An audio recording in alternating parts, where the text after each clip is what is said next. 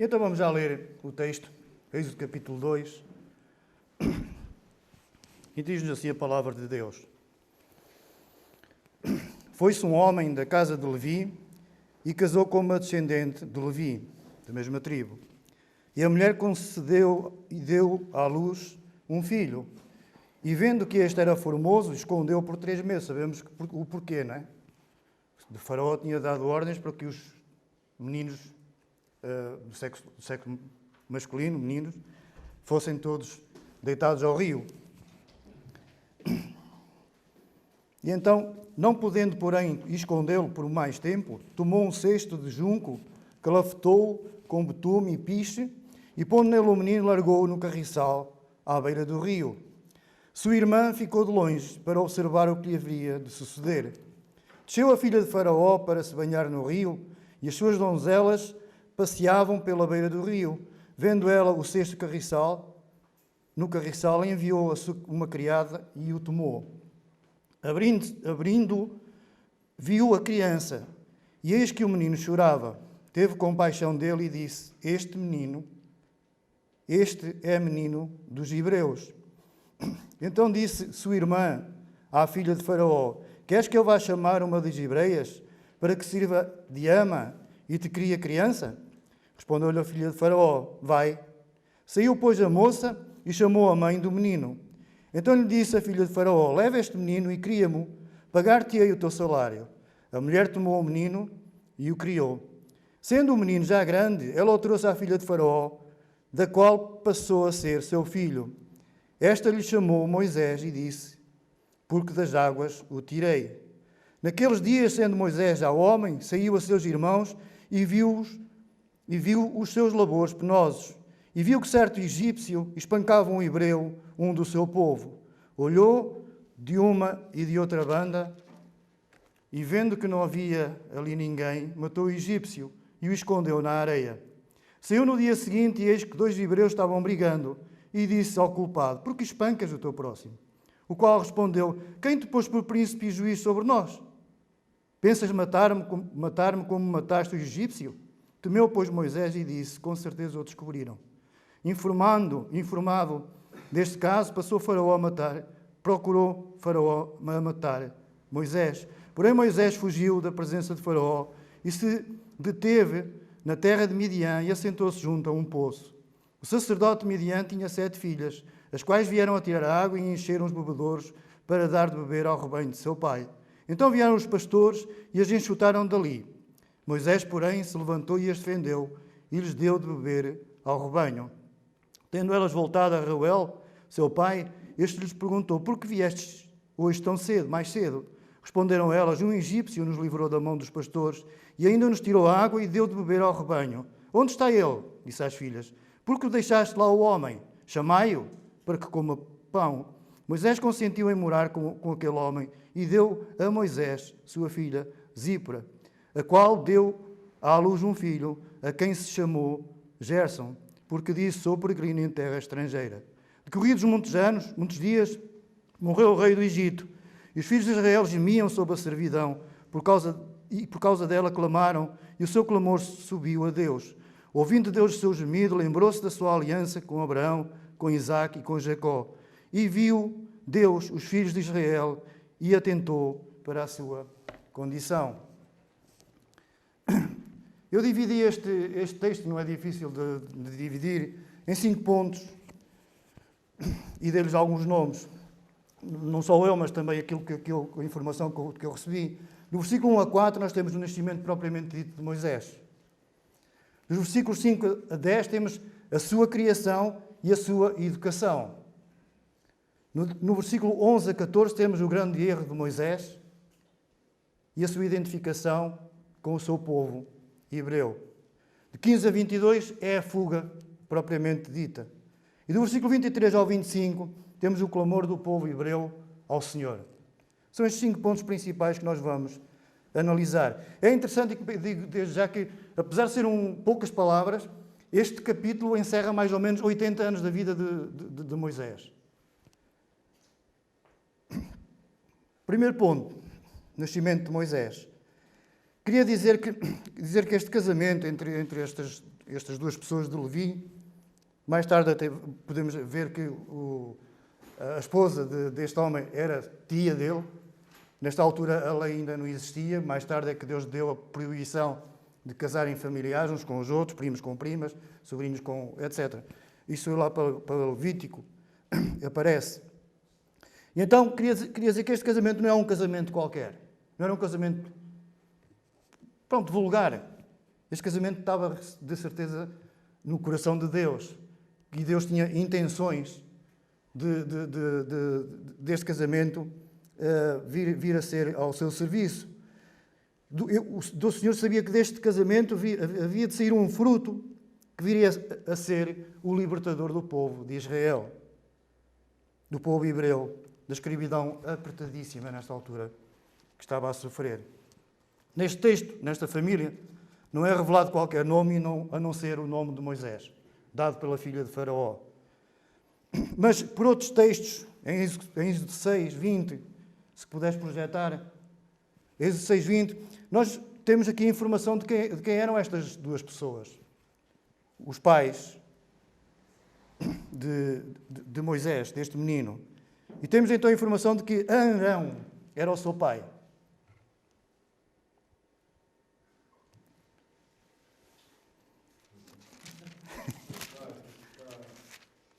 Eu vou ler.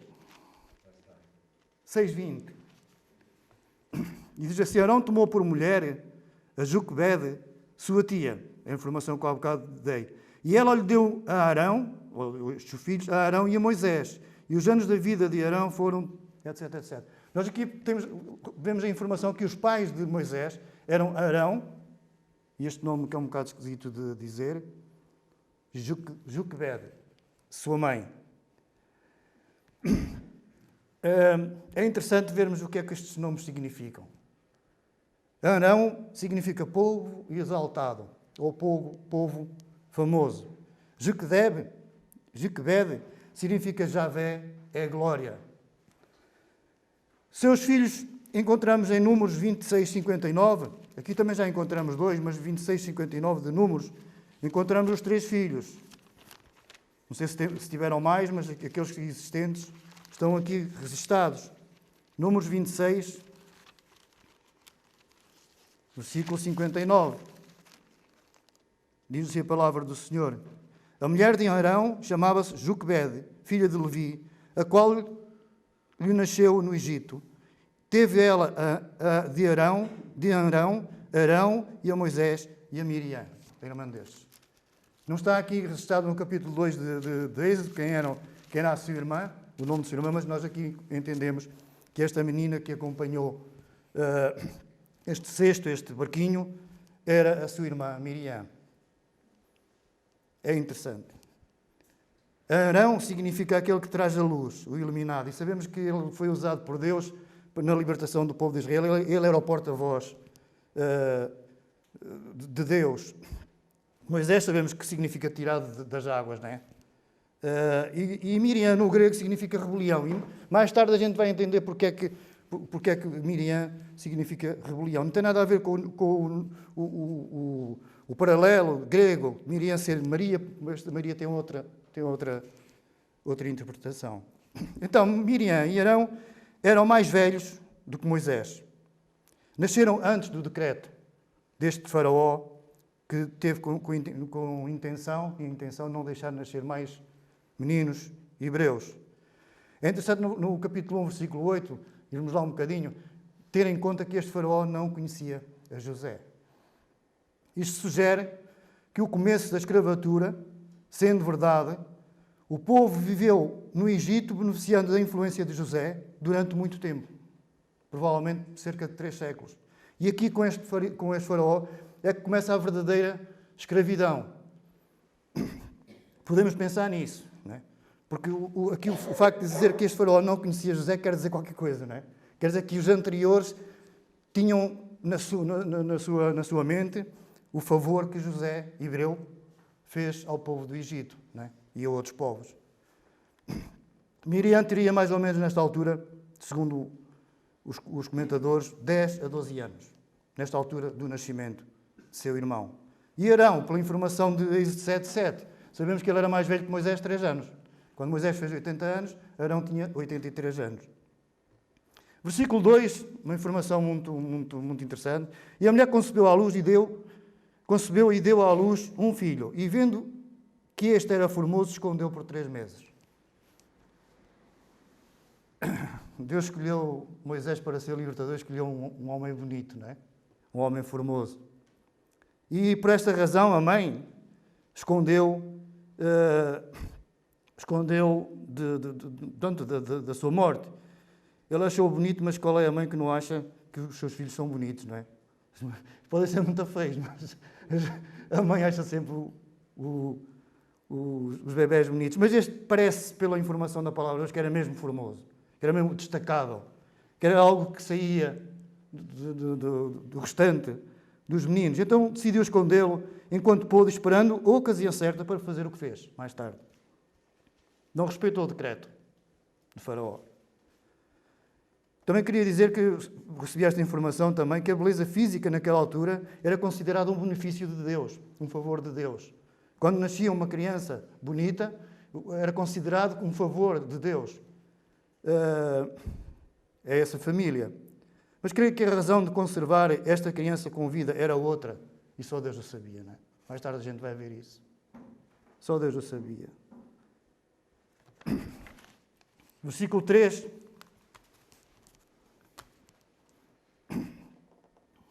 Diz-nos que, então, não podendo, porém, escondê-lo por mais tempo, tomou um cesto de junco, clafetou com betume e piche, e pondo nele o menino, largou-o no carriçal à beira do rio. Ela não o meteu num sítio qualquer. Segundo o versículo 22, Faraó, no capítulo anterior, Faraó tinha dado ordens para lançar os meninos para o rio Nilo. Provavelmente seriam mortos por várias razões. Uma delas seriam os crocodilos. O rio Nilo é um rio infestado, ainda hoje há lá muitos, ou morreriam simplesmente afogados. Não é? Mas esta mãe teve o cuidado de colocar este bebê num carriçal, numa zona em que ela conhecia. Surgiu a ideia, então, para ela de fazer um pequeno barco seguro. Não era um barco qualquer. Meteu lá o bebê e o lançou no rio, junto às caniças, para que este não fosse levado. Esta era a razão porque ela meteu no carriçal. Porque se ela não metesse aquilo no rio, as correntes levariam o bebê e ele desaparecia rapidamente da vista pelo rio adentro. Mas ela meteu nos caniçais para evitar que ele saísse dali rapidamente. E ela sabia porque é que tinha, qual a intenção, porque ela sabia porque é que tinha metido ali o bebê. Quer dizer que a matéria-prima usada era uma matéria-prima usada também não só por pequenos barcos, mas também para grandes barcos. Ela não fez aquilo levianamente, não meteu para despachar o bebê. Ela meteu aquilo para pôr o bebê em segurança. Isaías capítulo 18, versículo 2, diz que grandes barcos eram feitos com este material. Papiro, que era o junco, lama do próprio rio e piche, para evitar que entrasse água nestas embarcações. Esta mãe fez o que pôde na esperança de que seu filho fosse recuperado por alguém. Ela com certeza conhecia o lugar onde o colocou. Porque ela também sabia que a filha de Faraó usava aquele lugar para tomar banho seguro. Naturalmente, havendo crocodilos no rio, este sítio onde a filha de Faraó tomava banho, seria um lugar protegido, vedado ao acesso. E foi aqui que esta mãe meteu o seu bebê. Diz-nos que a filha de Faraó ia a banhos não era de qualquer maneira, em qualquer altura. Normalmente eram uma continuidade de festas solenes que faziam nos templos que existiam ali à beira do rio, e o tomar banho fazia parte. Era uma espécie de purificação. E esta mãe sabia, agiu no tempo certo, no lugar certo, e conhecia o lugar protegido onde a filha de Faraó frequentava nos seus banhos. A arca calafetada em condições, a hora, o lugar, foi tudo pensado. Creio eu. E como veremos, ultrapassou as expectativas desta mãe. Diz o versículo 4 que sua irmã acompanhava o desenrolar da situação, irmã de Moisés, que sabemos que é Miriam. Com certeza mandada ou orientada pela sua mãe, olha, vai lá ver o que é que vai acontecer ao teu irmão. Acompanha-o. E então no capítulo, do versículo 5 ao versículo 10, é o segundo ponto, nós temos a criação e a educação de Moisés.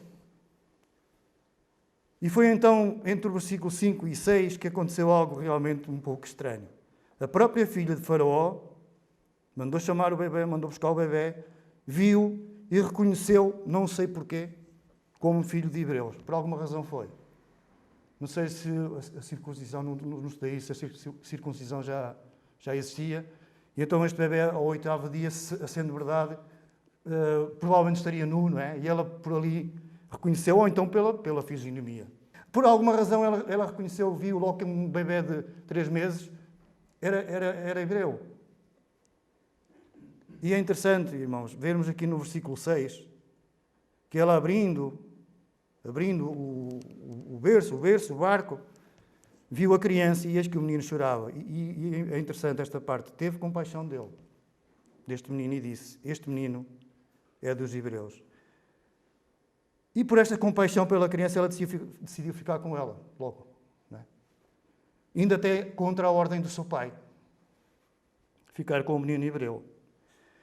Sua irmã, influenciada pela mãe, com certeza no versículo 7, logo se apressou e apercebeu-se que a filha de Faraó ia ficar com o menino, e logo se apressou-se para propor ajuda, para encontrar alguém para que esta criança fosse amamentada e criada. E Miriam, no versículo 8, obteve a resposta que ela queria. É claro, a quem é que ela se dirigiu? À sua própria mãe. Melhor não podia ser. Não é? A mãe recuperar o seu bebê, criar o seu bebê, amamentar o seu bebê. Mas, no versículo 9, o esquema resultou ainda mais do que porque há bocado disse, ainda foi mais do que esperado. Diz assim o texto, eu não vou tornar a ler, mas diz que não só recuperou o seu filho, como ainda recebia todo o apoio pela parte da filha de Faraó. A filha de Faraó dizia, olha, cria-me que eu te pago. Não é? Foi, como por assim dizer, a cereja em cima do bolo. Não é? A própria mãe, criando o seu filho, recuperou e ainda por cima foi pago para criar o seu próprio filho. Não é? Isto é muito interessante como Deus faz as coisas maravilhosamente, não é? Ela foi paga para criar o seu próprio filho. Podemos realmente ver aqui a mão de Deus sobre esta criança, preservando, mantendo, criando aquele que iria ser usado para libertar o povo da opressão. Há aqui um paralelo, aliás, há muitos paralelos entre Moisés e a pessoa do Senhor Jesus Cristo. Até é o homem que mais paralelo tem com o Senhor Jesus Cristo. E aqui nós podemos ver ambos nasceram em tempos de aperto, com risco de vida, mas sobreviveram para serem ambos libertadores. Ambos nasceram em tempos difíceis, de risco de vida, mas foram conservados para virem a ser libertadores. Moisés de um povo, o Senhor Jesus Cristo dos nossos pecados, não é? E do inferno. Versículo 10 diz-nos que, passado algum tempo, não sabemos, sendo um menino já grande, um jovenzinho já, pelo menos, ela o trouxe à filha de Faraó, do qual passou a ser seu filho. E esta lhe chamou Moisés. E disse, porque das águas o tirei. Isto não quer dizer que Moisés que não tivesse um nome. Se Moisés foi circuncidado ao 8º dia, era nesta altura que ele lhe dado um nome. Há historiadores que dizem que ele tinha o nome de Joaquim. Não sabemos. Mas se ele foi considerado, ele tinha um nome familiar. É claro que o que vai prevalecer é o nome que a filha de Faraó lhe deu a Moisés. E é a partir de... É sempre Moisés que aparece. Mas o tempo que ele teve com a mãe e com o seu pai foi tempo suficiente para ser instruído nos caminhos e na fé, nos caminhos de Deus e na fé dos hebreus, seus pais, os caminhos do Senhor. Foi tempo suficiente para ele entender que Deus tinha prometido ao povo, à descendência de Abraão, que ia lhe dar uma terra prometida. e ele guardou isto no seu coração. O texto mostra claramente que ele foi instruído nos princípios da religião dos hebreus que receberam do Deus verdadeiro. E estes ensinos não foram, por ele, nem esquecidos, nem apagados. Ele manteve isto no seu coração. A instrução foi forte. E ele manteve isto no seu coração, como podemos ver mais à frente. Então, o menino já grande veio ter nome, dado pela filha de Faraó, Moisés. Este Moisés não era assim um nome invulgar, mesmo no meio do povo egípcio. Ramsés, também diz que é Ramoses, Moses, né? E isto no seio da vivência real, né? Também Tutmoses, também tem ali o princípio de Moisés. Era um nome algo conhecido. Vamos para o versículo 11, fazer um paralelo entre o versículo 11 e o versículo 10 e o versículo 11. Diz-nos no versículo 10 que ele era um menino grande. Mas no versículo 11 diz que naqueles dias, sendo Moisés já homem. Não sabemos quanto tempo isto passou? Sabemos. Passaram aqui 40 anos. Atos, capítulo 7, versículo 22, dá-nos esta informação. No discurso, diz que... Podes projetar, Filipe? Atos 7, 22.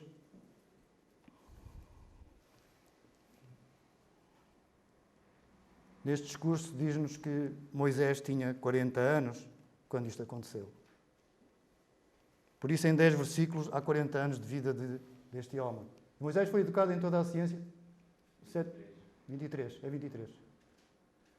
Quando completou 40 anos, veio-lhe a ideia de visitar os seus irmãos, os filhos de Israel, que é o que está aqui a acontecer no versículo 11. 40 anos. E diz-nos que Moisés foi instruído em toda a sabedoria egípcia e era poderoso em palavras e atos. Podemos pensar que Moisés estava sendo preparado para ser alguém muito importante para o Egito, agora como filho da filha de Faraó. É irónico, não é?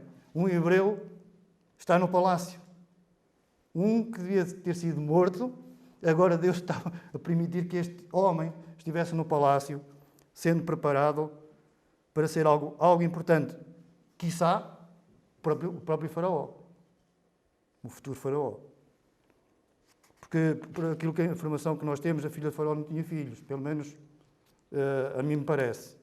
Então era tratado como um príncipe, tinha tudo, e nada lhe faltava. Tinha proteção, tinha a compaixão da sua mãe adotiva, tinha a bondade e simpatia dela, tinha recursos, e a esta proteção Moisés devia a vida, o sustento, a educação, o desenvolvimento físico e mental. Além disso, ele tinha recebido da mãe, dos seus pais, da sua mãe biológica, o patriotismo, os seus, e o desenvolvimento espiritual também. Portanto, era um homem completo. Até admira-me como é que ele diz ao Senhor, eu não consigo guiar este povo. Né? Um homem que tinha tudo, tinha mais que qualquer um.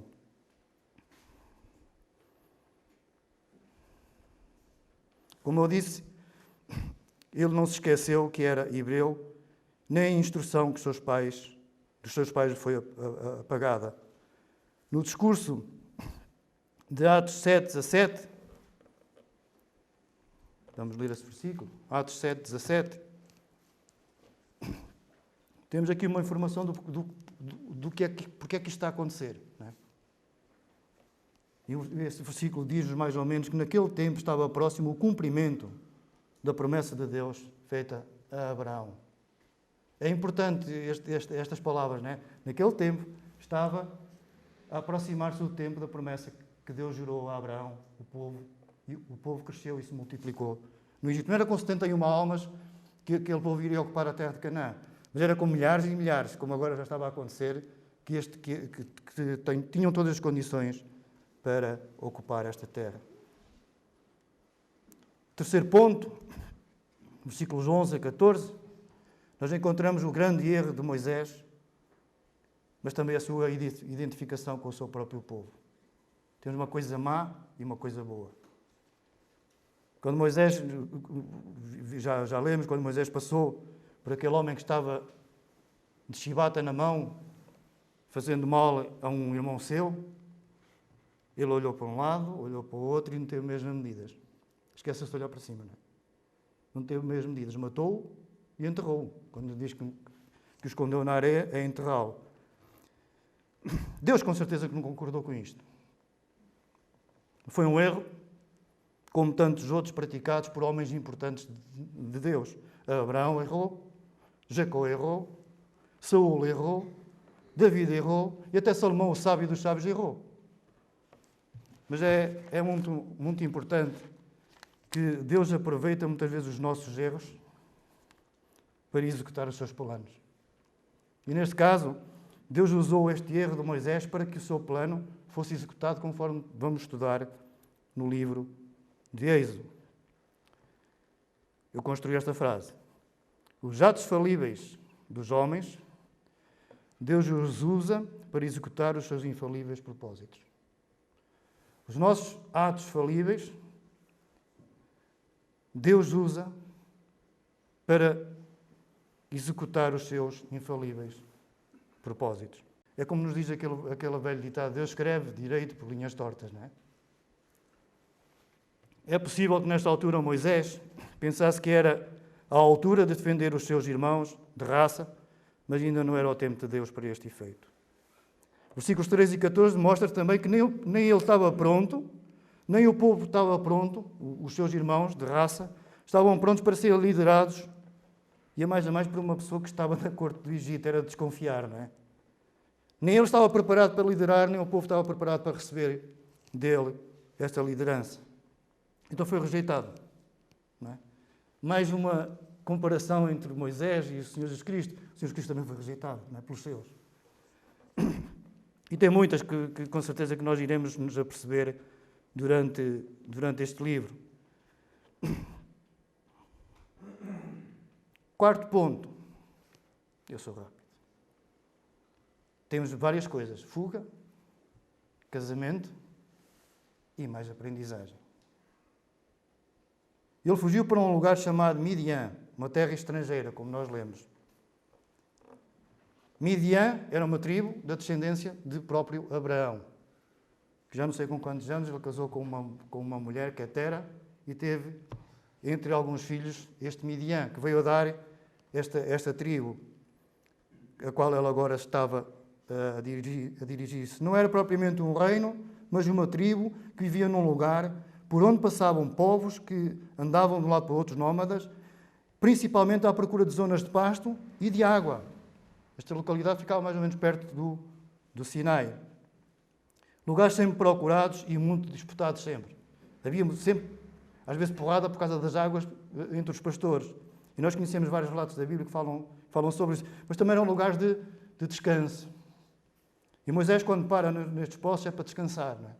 Provavelmente arvoredo, alguma vegetação, um lugar de descanso. E neste lugar Moisés ficou 40 anos, em Midian. Lemos isso em Atos capítulo 7, versículo 30, a continuidade do discurso. Foi um tempo de refúgio, foi um tempo de aprendizagem, de maturidade e construção da sua família. Não é? Sabemos que este homem que o recolheu, lhe deu uma filha, casou e teve um filho, mas mais tarde sabemos que teve mais do que um. E é interessante, irmãos, do versículo 16 a 22, que acontece este episódio, em que as filhas deste sacerdote de Midian estavam a tentar dar de beber aos seus rebanhos. Vieram os pastores disputando a água, lá está a tal situação. E Moisés intervém e dá água de beber. E elas foi tão rápido que chegaram mais cedo a casa. E o pai até achou estranho. Moisés provavelmente falaria cananeu ou qualquer coisa assim. Porque elas ser um egípcio nos ajudou. Com certeza pelo sotaque. Não ia falar hebreu com elas. Embora eu acredite que Moisés sabia o hebreu. Até se calhar mais do que uma língua. Porque ele foi instruído em muita coisa. Então este sacerdote nós não sabemos. Chamava-se Reuel, mais tarde no capítulo 3, versículo 1, sabemos que ele era Jetro. Era sacerdote, não sabemos de quê. Era sacerdote de Midian. Podia ser um sacerdote do Deus verdadeiro, como Melquisedeque era, não é? Mas também podia ser um sacerdote pagão, não sabemos. O que sabemos é que ele era um líder espiritual daquela tribo e acolheu Moisés. Ele lhe deu uma filha, deu-lhe trabalho, foi amigo dele, não é? Recolheu, tão bem que Moisés ficou lá 40 anos, não é pouco tempo, não é? Quinto ponto, para terminar, é o clamor do povo e a piedade de Deus. E encontramos isto no versículo 22, ou 23, a 25. Começa por dizer que morreu o rei do Egito, aquele rei mau, morreu. E o povo podia pensar assim, pode ser que pela influência da sua filha, que era simpática, bondosa, que sejamos aliviados dos trabalhos. Mas nós vamos ver no capítulo 5, pelo contrário, ficou pior ainda. Não era melhor que este faraó que veio, que não sabemos quem é, se era filho, se não era filho, mas o faraó que veio ainda era pior do que o que tinha falecido. Mas Moisés viu aqui também uma abertura para regressar ao Egito. Aqueles que lhe queriam fazer mal, como o caso do faraó, era morto. E ele viu aqui uma oportunidade de regressar. E Deus também viu essa oportunidade, tanto que fez com que ele regressasse. Com 80 anos já. E diz no versículo 23, o povo clamou ao Senhor. Esta parte, irmãos, é muito importante. Clamar ao Senhor é a chave principal para mover o coração do Senhor. A Bíblia está cheia de respostas de Deus quando o seu povo apela a si em tempos difíceis. Se lermos o Velho Testamento, Juízes, os profetas, quando o povo clamava ao Senhor, Deus não ficava indiferente. Sempre ia em auxílio do seu povo. É uma chave para nós movermos o coração do nosso Deus. Clamor com verdade, não é? Com verdade. Nestes últimos versículos que estamos a ver, nós encontramos vários verbos que fazem uma diferença extraordinária para o futuro bem próximo que se iria suceder. O povo clamou e diz-nos o texto, versículo 24, Deus ouviu. O povo clama, Deus ouve. Irmãos, quando nós oramos ao Senhor, Deus ouve. Quando nós clamamos ao Senhor, Ele vem em nosso socorro. Ele não despreza o aflito. Ele ouviu o clamor. Deus sempre ouve o aflito. Êxodo capítulo 3, versículo 7, versículo 9, diz-nos isto mesmo. Êxodo capítulo 22, 23, diz-nos isto mesmo. Salmo 10, 17, diz-nos que o Senhor atende ao aflito, socorre o aflito, aquele que clama. Temos outro verbo, no mesmo versículo, ouvindo Deus o seu gemido, lembrou-se. Deus lembrou-se. Isto não significa que Deus se tenha esquecido. Isto é uma figura de linguagem. Tem dois palavrões que sustentam esta linguagem teológica. Deus não se esquece de coisa alguma. É uma forma de linguagem para nós entendermos bem as coisas. Deus lembrou-se da promessa que tinha feito a Abraão. E às vezes são atribuídas, só para explicar o que é isto, às vezes são atribuídas a Deus características humanas, para nós podermos compreender o que é que se está a passar. São expressões que Deus usa para nós entendermos. E a seguir, outro verbo também muito importante, no versículo 25, viu Deus. E viu Deus. Ouviu o clamor, lembrou-se e viu os filhos de Israel. Irmãos, Deus vê tudo, não é? Não há nada que esteja fora do seu alcance. Mesmo há um versículo que diz que todas as coisas estão patentes aos seus olhos. Nada se lhe escapa. E depois, por último, outro verbo, e atentou para a sua condição. Deus ouviu, lembrou-se, viu e atentou. Estava o tal tempo chegado, que há bocado lemos, em Atos 7. Estava o tempo chegado, era o tempo chegado de Deus para fazer cumprir as promessas feitas a Abraão, a Isaac e a Jacó. Agora com um povo imenso, não é? Já fazia sentido ocupar uma terra também imensa. Canaã, na sua ocupação, nos tempos de Salomão, que foi a terra prometida, ia desde o Eufrates até ao Sinai. É uma extensão enorme. Irmãos, espero que com esta introdução, que penso que é uma alavanca para os capítulos que vêm a seguir. Espero que esta apresentação seja útil para avançarmos no estudo do livro. Sabemos também que Deus prepara tudo. Deus prepara tudo. Ele é que dá as dimensões, Ele é que dá as larguras, Ele é que mexe os pauzinhos todos. Ele dá condições e elege líderes para que os seus propósitos sejam realizados. Aqui nós podemos ter só uma atitude. Deus é soberano em todas as coisas. E quando Ele quis, Ele resolveu, arranjando um libertador que veio realmente a libertar o povo de Israel da escravidão do Egito. Que o Senhor nos abençoe.